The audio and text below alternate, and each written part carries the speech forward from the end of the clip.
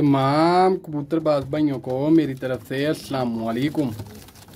उम्मीद करता हूँ कि सब दोस्त खैरियत से होंगे। लो जनाबे वालिया माशाल्लाह शौक करो परवाजी बच्चे नाल पट्ठिया पट्ठे शौक करते जाओ। जिस भरा नूं चाहिए होण मेरे नाल राबता भी कर लवे, चाहे वट्सअप ते कर ले चाहे कॉल ते कर ले, परिंदे मिल जाएंगे। किसी किस्म का किसी परिंदे च फाल नहीं है। माशाल्लाह शौक कर लो पट्ठिया पट्ठे ते बच्चे।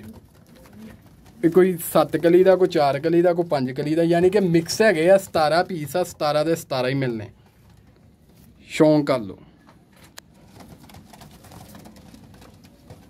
जिस भरा नूं चाहिए होण वो मेरे नाल राबता कर ले, चाहे वट्सअप ते कर ले चाहे कॉल ते कर ले।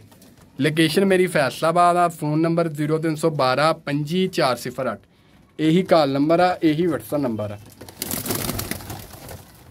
माशाल्लाह तुरते फिरते देख लो। जिस भरा नूं चाहिए होण वो मेरे नाल राबता कर ले। कार्गो आल पाकिस्तान, उसके अलावा चार्जर होंगे। मिक्स है, कोई सियालकोटी क्रास आ, कोई गोल्डन क्रास आ, यानी कि क्रासा च बने हुए पट्ठिया पट्ठे। रेट एदा बड़ा मुनासब आ, 400 रुपये पर पीस आ। 17 पीस आ, 17 के 17 ही मिलने। लोकेशन मेरी फैसलाबाद। जिस भरा नूं चाहिए होण वो मेरे नाल राबता कर।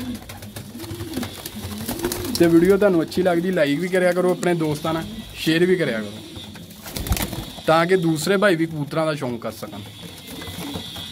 ते जिन्हां भाइयों ने मेरा यूट्यूब चैनल नहीं सबसक्राइब किया वो भी कर लें, नाल ही बैल का बटन आ वह भी नोटिफिकेशन ऑन कर लो, ताकि मैं जी नवी वीडियो लावा तुहानूं आसानी ना मिल सके। ना इन्हां चों कोई जर्द अखा वा, ना कोई काल अखा, ते ना कोई पील अखा वा। सारे हाई फ्लाई है, लो फ्लाई बच्चा कोई नहीं।